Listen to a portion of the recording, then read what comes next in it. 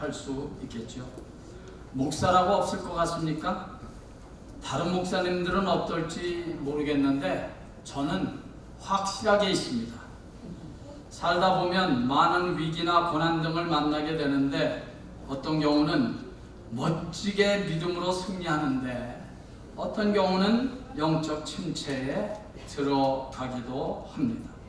그러나 중요한 것은 그런 영적인 침체 기간이 오래 지속되면 안 된다는 것입니다. 마귀는 그런 침체기가 어떻게 해서든지 오래 가도록 갖은 방해를 다 할 것입니다. 믿음이 좋다는 것은 이런 영적인 침체의 기간이 아예 없다, 그런 것을 의미하지는 않는다고 생각합니다. 예수를 잘 믿는다고 해도 고난은 여전히 괴롭힙니다. 그것을 이기지 못하면 영적인 침체기를 맞게 되는 것입니다. 예수를 잘 믿어도 예기치 않은 많은 위기와 문제들을 만나게 돼 있고 그때마다 이기지 못하면 신앙적인 침체기를 만날 수 있습니다. 그러므로 예수를 잘 믿는다는 것은 그런 영적인 침체의 기간이 아예 없다는 것이 아니라 침체에서 회복시키시는 하나님의 은혜를 체험하면서 당당하게 다시 일어나서 믿음의 길을 가는 것입니다. 오늘 본문은 보십시오. 이스라엘 사람들이 가장 존경하는 선지자 중에 한 사람인 엘리야도 영적인 침체를 아주 극심하게 맞았습니다. 하나님의 선지자 엘리야가 차라리 나를 하나님 죽여주십시오 라고 간구를 하다니 이게 말이 되는 얘기입니까? 그런데 그럴 수 있는 것이 사람입니다. 그러므로 성도 여러분, 잊지 마십시오. 믿는다는 것은 영적인 침체 늪에 더 깊이 빠지기 전에 하나님의 회복의 능력을 힘입어 일어나야 하는 것입니다. 그리고 세워지는 것이에요. 그리고 갈 길을 가는 것입니다. 그래서 이전보다 더 성숙하고 강해지는 하나님의 회복, restore, 하나님의 회복을 경험하게 되는 것입니다. 그래서 오늘은 그런 영적인 침체에서 어떻게 우리가 회복되는가 하는 말씀을 드리려고 합니다. 오늘 본문에서는 계속 반복되는 말, 8번씩이나 반복되는 말이 있습니다. 먹고 마시고 자고 일어나, 먹고 마시고 자고. 그 말이 계속 반복됩니다. 하나님께서는 영적인 침체 가운데 깊이 빠져있는 엘리야를 먼저 먹이시고 마시게 하시고 재우셨다는 얘기입니다. 영적 침체의 회복을 위해서는 먼저 육신의 회복이 있어야 한다는 말씀입니다.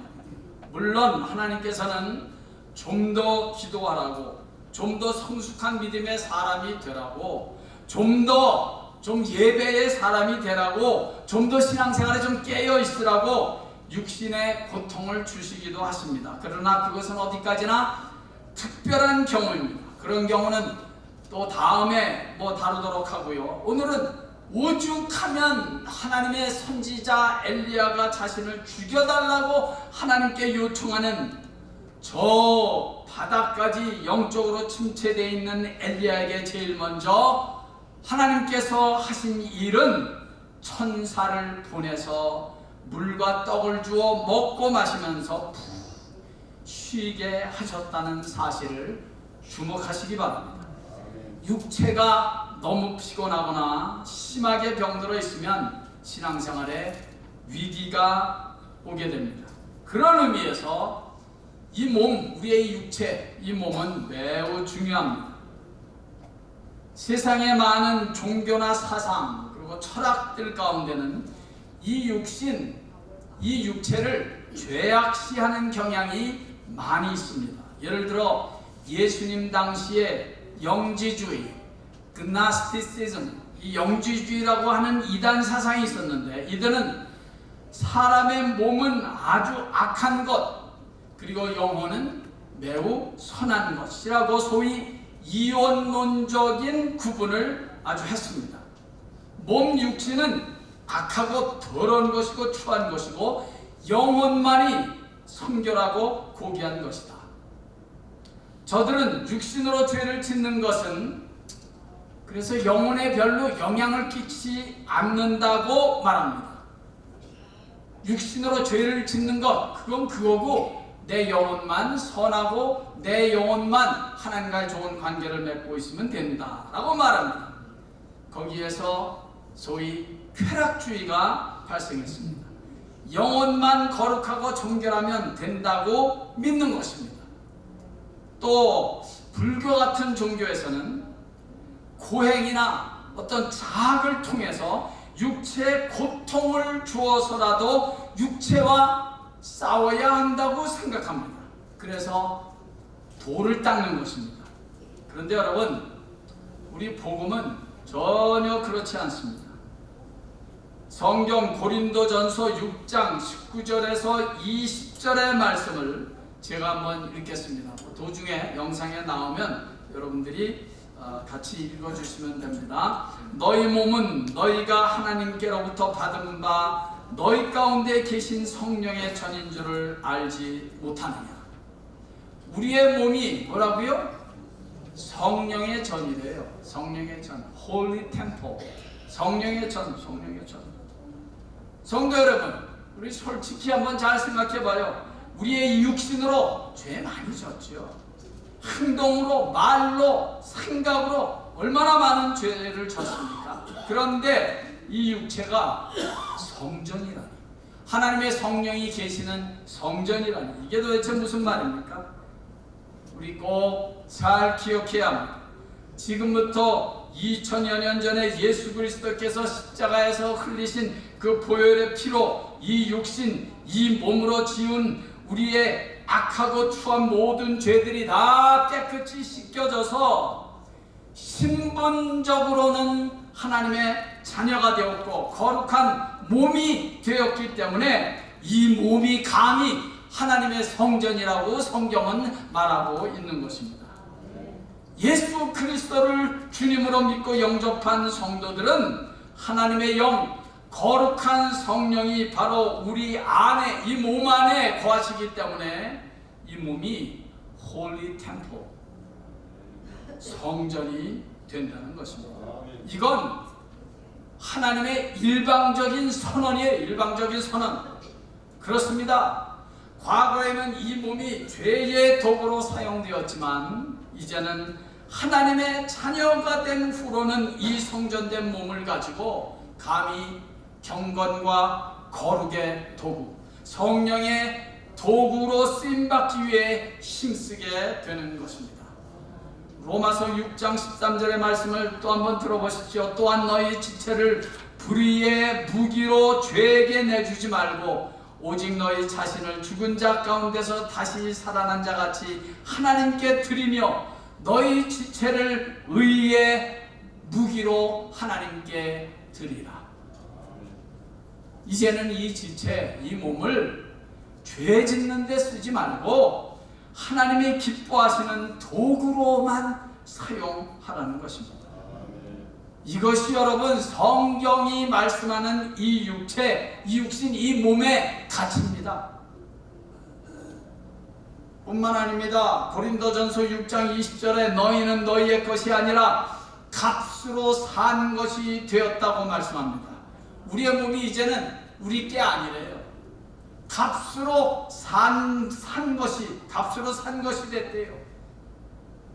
예수께서 십자가에서 보배로운 피를 흘리심으로 우리의 죄값을, 이 엄청난 죄값을 지불하시고 우리를 영원한 멸망과 심판과 저주에서 우리를 샀기 때문에 우리는 이제 더 이상 우리 게 아니래요. 이 몸이. 여러분 얼마나 실감하십니까? 여기 제가 이 펜을 10불 주고 샀습니다. 우리 교회 헌당 예배 때 거저받은 10불이라 그래요. 10불 주고 샀습니다. 제가 10불 주고 샀으면 이제 누구 것입니까? 내 겁니다. 제 거. 왜? 내가 10불이라는 값을 지불하고 샀기 때문입니다. 자, 어느 분이 집을 10만 불을 지불하고 샀습니다. 누구 것입니까? 그 집값을 지불한 사람의 것입니다. 죄인들의 죄의 값은 사망이요 죽음입니다. 그런데 예수님께서 그 죽음이라는 죄값을 십자가에서 대신 다 지불하고 죽으시고 우리를 그 영원한 저주와 사망에서 사셨습니다. 그러면 이제 우리는 누구의 것입니까? 예수 그리스도의 것입니다. 왜? 예수님이 값을 지불하고 사셨으니까. 그게 우리들의 몸이라고요. 그게 여러분들의 몸이에요. 예수님께서 우리의 죄값을 대신 지불하셔서 우리를 영원한 멸망과 지옥에서 사셨고, 그렇게 죄 용서함을 받은 그리스도인들 안에는 하나님의 영 성령이 거하시게 된 것입니다. 그래서 성경은 선언합니다. 너희들의 몸은 성령이 거하시는 성전이다. 그러니 여러분, 이 몸을 함부로 사용하면 안 됩니다.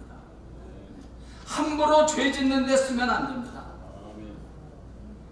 예수를 영접하고 죄 용서 받은 사람들이 함부로 하고 헛날 그저 술, 담배를 퍼마시고 또 이상한 약도만 퍼마시고 펴대서 이 몸을 병들게 한다면 그건 확실히 성전 파괴죄입니다.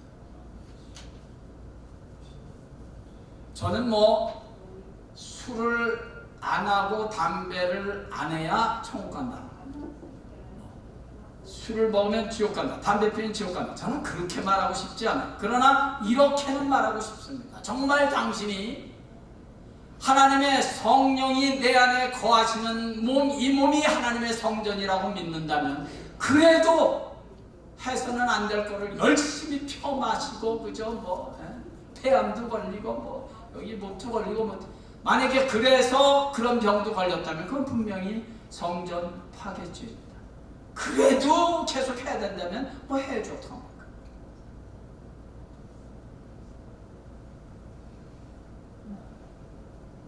이 몸이 이제는 우리 것이 아니다. 우리 성도는 그래서 참 특이한 고백을 가지고 사는 사람들, 이 몸이 이게 내 게 아니라는 거예요. 예수 그리스도께서 우리의 죄값을 투자하시고 사셨기 때문에 이제는 이 몸이 주의 것이니까 주를 위해서 이 몸을 사용하겠다는 것입니다. 그래서 하나님께서는 육체적으로 피곤해 있고 영적으로 침체되어 있는 엘리야를 무엇보다도 먼저 이 몸을 먼저 회복시키시고 잘 먹게 하고 마시게 하고 충분히 잠을 자게 하셨던 것입니다. 하나님을 위하여 소중하게 사용될 육체의 몸이니까. 출애굽기 20장 8절에서 11절 말씀을 보면 십계명이 나오는데 그 십계명 1절서부터 6절까지의 말씀 속에 일주일에 6일 동안은 열심히 일하라는 거예요. 열심히. 그러나 7일째 되는 날 안식일, 오늘날로 말하면 이 주일은 안식하라는 거, 쉬라는 거예요. 왜냐하면 주일을 복되게 하여 거룩한 날로 하나님께서 삼으셨기 때문입니다. 여러분, 우리의 몸은 6일 동안은 열심히 일하고 주일날에는 쉬어야 가장 완벽하고 가장 건강하게 우리의 몸이 유지될 수가 있다는 사실을, 그렇게 창조됐다는 사실을 아십니까? 그러니까 이게 창조의 법칙이에요. 이 창조의 법칙을 거스르면 주일이고 뭐가 없이 그냥 1년 내내 그저 일만 그저 한다, 이러면 몸도 약해지고 영혼도 약해지고 망가지게 되는 것입니다. 근데 우리는 여기서 한 가지 중요한 질문을 만날 필요가 있습니다. 무엇이 진정한 안식이고 진정한 쉼이냐 하는 것입니다. 어떻게 진정한 쉼과 안식을 누릴 수 있는가? 그냥 아무것도 안 하고 누워서 잠만 자고 TV 드라마나 보고 스포츠나 보고 먹고 마시고 놀면 그것이 안식이고 쉬는 것입니까? 절대로 그렇지 않습니다. 오늘 본문에서 주목해야 될 구절이 19장 8절입니다. 이에 일어나 먹고 마시고 그 식물의 힘을 의지하여 40주 40야를 행하여 하나님의 산 호렙에 이르니라. 그러니까 하나님께서 엘리야에게 잠을 잘 자게 하시고 먹을 것 마실 것으로 몸을 잘 회복시키시더니 신의 산이라고 하는 호렙산 혹은 호렙산이라고도 하는 신의 산으로 엘리야를 가게 하셨다는 것입니다. 신의 산은 예전에 모세가 하나님을 만난 곳입니다. 호렙산. 하나님께서 모세를 부르시고 사명을 주셨던 곳입니다. 또 훗날에 모세가 하나님으로부터 십계명을 비롯한 율법을 받은 곳입니다. 한마디로 신의 산은 모세가 하나님을 만난 곳입니다. 하나님께서 엘리야의 육신을 강건하게 회복시켜 주시더니 신의 산으로 호렙산으로 다시 보내신 것은 이제 육신이 회복됐으니까 이제 다시 하나님 앞에 나아가서 이제 더 이상 두려워 말고 그 이세벨이라는 여자 때문에 겁먹지 말고 믿음과 거룩으로 다시 한번 충만해지라는 것입니다. 이제 몸이 회복됐으니까 너는 이제 하나님의 말씀을 다시 한번 붙잡고 힘을 내라는 거예요. 육신이 회복됐으니까 이제 다시 하나님의 사명으로 무장되라는 것입니다. 어찌 선지자라는 사람이 그 여자의 한마디에 그렇게 벌벌 떨고 도망을 칠 수 있느냐? 다시 너의 신앙의 선배 모세가 하나님을 만났고 사명을 받았던 그 자리 신의 산으로 돌아가서 다시 한번 영적으로 무장되라는 것입니다. 그것을 위해서 하나님은 엘리야의 지친 육신을 회복시키셨던 것입니다. 하나님과의 만남에서부터 진정한 쉼과 진정한 안식이 있기 때문입니다. 그것이 육신의 회복, 건강의 회복의 목적입니다. 그냥 몸만 잘 쉬고 놀고 건강해져서 오래오래 장수하라는 게 아니에요. 잊지 마십시오. 우리의 몸은 거룩과 경건으로 믿음과 성령으로 채워져야 하나님께서 원하시는 삶으로 나아갈 수가 있는 것입니다. 우리 모두 건강을 달라고 나름대로 기도 많이 합니다. 저부터입니다. 병에 걸리면 치료해달라고 기도합니다. 그런데 여러분, 기도가 거기에서 끝나면 안 돼요.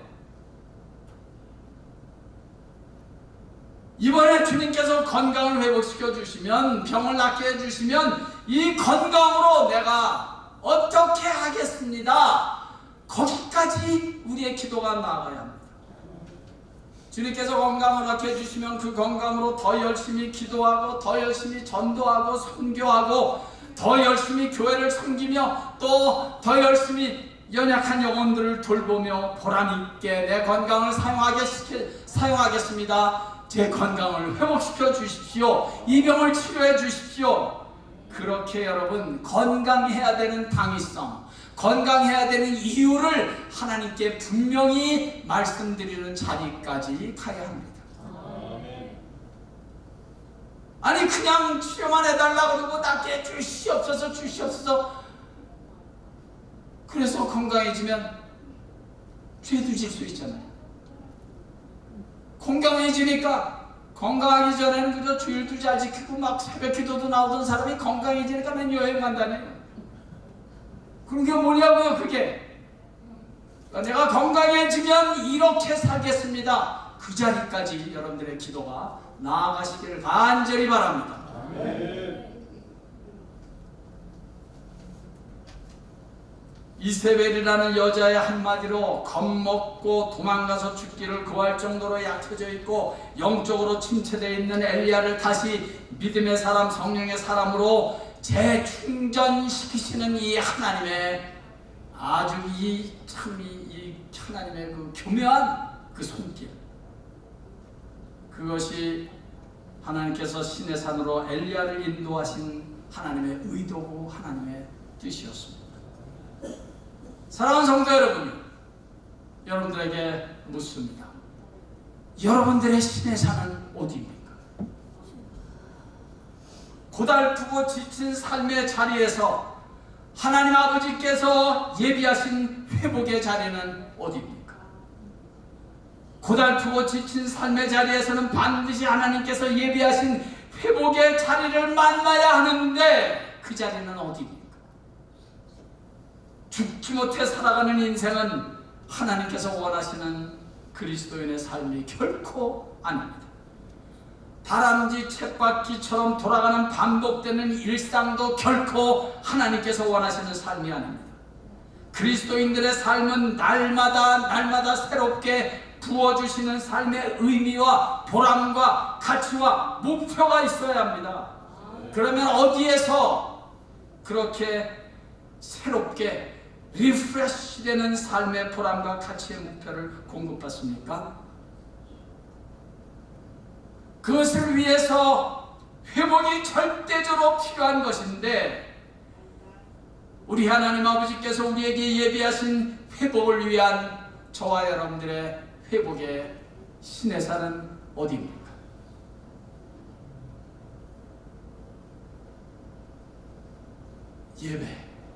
예배입니다. 예배가 바로 힘들고 지친 성도들의 삶을 일으켜 세워주고 힘과 에너지를 공급받고, 예배가 우리들의 영혼을 살리고 우리를 회복시켜 주시는, 우리가 만나야 되는 하나님이 예비하신 신의 산입니다. 신의 산은 저 멀리 이스라엘 땅에 있는 것이 아닙니다.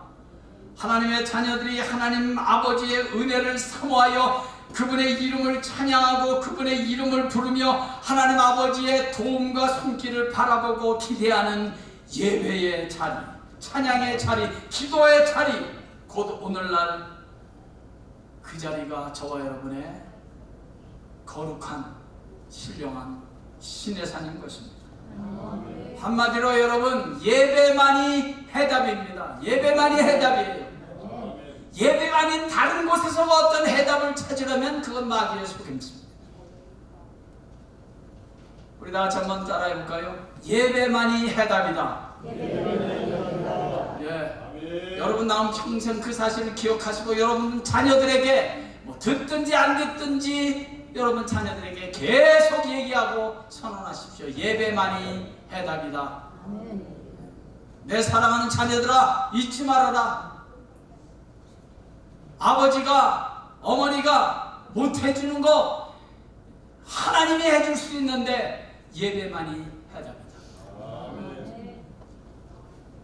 언젠가 자신의 건강을 위해서 난 건강이 너무 안 좋아서 쉬어야 하기 때문에 주일날 교회에 나올 수는 없습니다 라는 분에게 저는 이런 말을 한 적이 있습니다.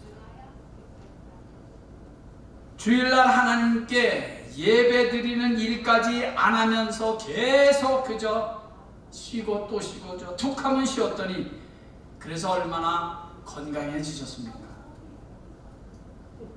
얼마나 쉼과 안식을 얻었습니까?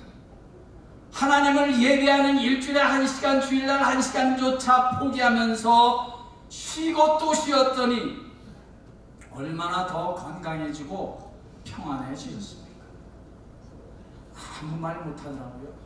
여러분, 몸만 쉰다고 진정한 안식과 쉼이 옵니까? 천만의 말씀입니다. 진정한 쉼, 안식은 예수 안에서, 경건과 믿음 안에서, 예배 안에서만이 얻어지는 영혼의 안식, 마음의 안식에서 진정한 의미의 안식과 쉼은 누려지는 것입니다. 수년 전에 제 둘째 아들 내외가 여행을 오랫동안 다녀와서 며느리가 전화가 왔더라고요. 아버님 저 잘 다녀왔습니다. 그래서 제가 물었습니다. How was your vacation? 그랬더니 아버님 I need another vacation after vacation. 그래 무슨 말이에요? 자기네들 좀 쉬자고 여행을 갔는데 여행 갔다 오니까 그 여행 여독이라는 게 있잖아요. 이 여독을 풀기 위해서 또 쉬어야 될 것 같다는 거예요. 예. 여러분 몸만 쉰다고 쉬워지는 것이 아닙니다. 먹고 마시고 잘 자고 잘 먹는다고 쉬워지는 게 아니에요. 그것만으로는 진정한 의미의 쉼. 뭐 믿음이 없는 사람은 뭐 그것으로 그저 쉬면 되니까 뭐 틈을 달 거 없죠. 그러나 우리 그리스도인들의 진정한 쉼 안식은 그 절대로 아니라는 거예요. 성도 여러분, 이거 우리 절대로 잊지 말 것입니다. 이 몸의 안식, 육체의 안식은 영혼의 안식에서만이 누려져야 합니다. 예수 안에서, 성령 하나님 안에서 내 생각과 마음과 영혼이 안식을 누려야 진정한 의미의 안식과 쉼을 누릴 수 있는 것입니다. 여러분, 저는 이렇게 믿습니다. 우리 그리스도인들은 예배 드리는 것이 곧 쉬는 것이다. 저는 우리 은혜교회 성도님들은 그런 성숙한 자리까지 나아가기를 간절히 바라고 기도합니다. 하나님의 자녀는 말씀을 듣고 묵상하고 은혜 받는 것이 쉼이 되어야 합니다. 하나님 아버지 앞에서 엎드려 하고 싶은 말 다 하고 찬양 드리고 기도하는 것이 그것이 우리의 쉬는 거라고요. 그러니까 여러분 혹 뭐 여행 갈 수 있지요. 예. 저는 여행 어쩌다 여행 가는 것 같고 뭐 절대로 뭐라고 하고 싶지 않아요. 저는 오히려 권장하고 싶어요. 예, 여행도 육신의 몸도 이 세상에서 약간 좀 내 삶의 리듬에서 떠나는 것도 필요해요. 그러나 하나님의 자녀라면 여행 가서도 얼마든지 성경 말씀 펴놓고 기도하고 말씀 묵상하고 쉴 수 있어요. 그런 쉼을 누려야죠. 하나님의 자녀라면 예배가 사라질 때 쉼은 고사하고 또 불안하고 답답해야 합니다. 그게 정상이에요. 목사인 저는 말씀을 전하는 것이 쉬는 겁니다. 제가 팬데믹 때 뭐 거의 1년 넘게 우리 교회 문 다 닫았잖아요. 이야, 그때 말씀을 전하지 못하니까 답답해서 막 심장이 터질 것 같더라고요. 제가 그때 다시 한번 깨달았어요. 야, 나는 말씀 전하는 게 쉬는 거구나. 요즘 잘 쉬고 있습니다. 할렐루야. 말씀을 준비하면서 고민도 하고 엎드려 기도도 하고 다시 고민하고 또 기도하고 또 다시 엎드려 기도하고 그러면서 제 영혼은 쉬고 진정한 의미의 안식을 누리게 되는 겁니다. 예수님께서 말씀하셨습니다. 인자는 안식일의 주인이니라. 진정한 쉼은 안식일의 주인 되시는 예수 안에서만이 누려진다는 것입니다. 주일날의 주인 되시는 예수는 없는데 이 몸만 쉰다고 안식이 절대로 되지 않습니다.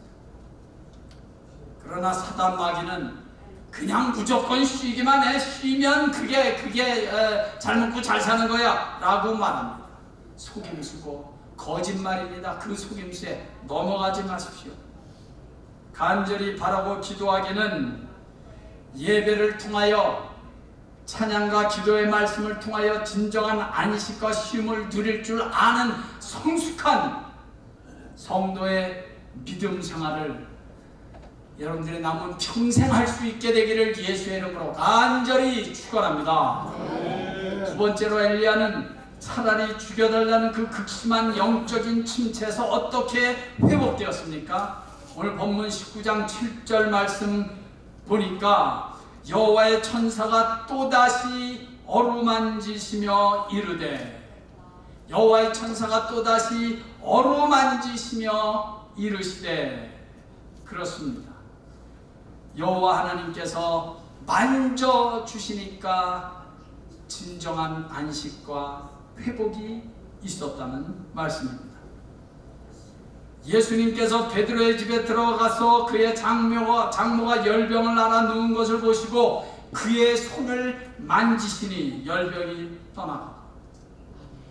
심지어는 회당장의 딸이 앓다가 죽었습니다. 예수님께서 그 죽은 아이의 손을 잡고 가라사대 달리다금 소녀야 일어나라 명령하시니 아이가 일어났습니다.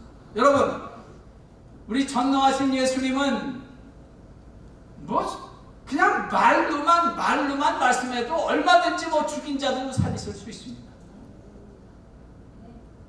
그때야 손을 잡아서 일으키고 손으로 만지시고, 오늘 본문에는 천사가 엘리야를 어루만지고, 이게 왜 필요한가?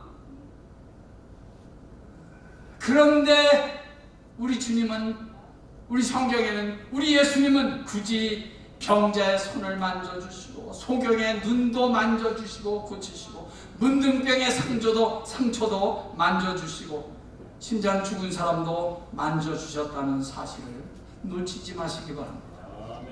그리고 주님께서 만져주시니까 낫습니다. 이것이 예수님의 파워 아니겠어요? 저는 이것을 Holy Touch라고 말씀드리고 싶습니다. Holy Touch. 다 같이 시작. Holy Touch. 그래요. Holy Touch. 거룩한 터치. 주님과의 거룩한 접촉, 터치를 통해서 불쌍히 여기시는 예수님의 사랑과 능력을 이 몸으로 느끼고 피부로 경험하라는 것입니다. 내가 아플 때 나와 함께 아파하시며 함께 고통하시고 함께 울기도 하시고 불쌍히 여겨주시는 우리 주님의 그 마음과 사랑을 좀 몸으로 피부로 느끼게 해주시는 것이 만지셨다. 단순한 느낌이나 감촉을 말하는 것이 아닙니다. 하나님이신 예수 그리스도의 자비와 긍휼하심과 불쌍히 여기시는 주님의 손길을 몸으로, 내 영혼으로, 피부로까지 느끼려는 거예요. 거기에만 진정한 회복이 있고 치료가 있고 안식이 있고 쉼이 있기 때문에 그렇습니다. 그래서 홀리 터치입니다. 거룩한 주님과의 접촉.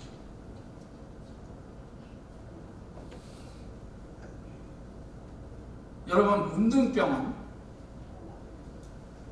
접촉을 통해서 옮겨지는 병이기 때문에 성한 사람이 문둥병자와 접촉하면 문둥병이 옮습니다. 그래서 예수님 당시에만 하더라도 문둥병자는 격리되어 살도록 했습니다. 지금도 그렇죠. 그런데 이상하지요? 예수님은 수없이 많은 문둥병자들을 만져주시고 또 만져주시면서 접촉하셨는데, 그래서 예수님에게 문둥병이 옮겨졌습니까? 아니, 오히려 문둥병자의 문둥병이 그 즉시에서 치료되었습니다. 할렐루야! 예수님과 접촉하면, 예수님이 만져주시면, 예수님이 터치하시면 문둥병이 오히려 낫는 겁니다. 이것이 바로 내가 기도하고 또 바라고 기도하는 하나님의 홀리 터치입니다. 이게 바로 예수님의 능력이라고요. 성도 여러분, 2000여 년 전에 육체로 이 땅에 오신 예수님은 더 이상 우리 곁에 계시지 않습니다. 더 이상 우리는 예수님과의 그 육체적인 접촉을, 터치를 받을 수가 없습니다. 그러나 그분은 성령님으로 우리 곁에 와 계십니다. 항상 와 계십니다. 그리고 그 성령님은 touching spirit, 만져주시는 영입니다. 우리의 상처를 만져주십니다. 나만의 슬픔과 괴로운 심정을 만져주십니다. 나의 부족하고 연약한 믿음을 만져주십니다. 때로는 속상하고 좌절하고 낙심한 나의 마음을 만져주십니다. 때로는 다 내려놓고 포기하고 싶도록 완전히 다 무너지고 망가진 내 인생 전체도 주님이 만져주시면 세워지는 것입니다. 잊지 마세요. 우리 안에 계신 성령 하나님은 터칭 스피릿입니다. 만져주시는 영입니다. 참 감사한 것은 하나님께서는 엘리야를 책망하지 않으셨다는 것입니다. 야 이놈아, 어떻게 네가 그래갖고 선지자가 돼갖고 어떻게 그제 죽여달라고 한단 말이냐. 그러고도 네가 선지자냐. 그렇게 책망하실 수 있겠는데 저 같으면 그랬을 것 같아요. 그런데 우리 하나님은 그런 엘리야를 오히려 만져주셨습니다. 그 연약한 마음, 그 바닥까지 내려갈 대로 내려간 영적 침체를 맞이하고 있는 그 엘리야, 이세벨이라는 한 여자 말 한마디에 그냥 도망가버린 영적 침체의 저 바닥에 있는 그 엘리야를 우리 주님은 책망하지 않으시고 만져주셨다고요. 만져주셨어요. 그분이 바로 엘리야의 하나님이실 뿐만 아니라 내 안에 계신 우리 성령 하나님이시라는 사실을 한시도 잊지 마십시오. 주님이 우리를 만져주신다는 말은 잘못하면 막연한 말, 그리고 추상적인 말 같이 들릴 수가 있습니다. 아닙니다. 바로 지금 이 시간에도 주님은 성령으로 우리를 만져주시되 말씀으로 우리를 만져주십니다. 찬양 드릴 때 우리를 만져주십니다. 기도 드릴 때 우리의 상처와 약해진 마음을 만져주십니다.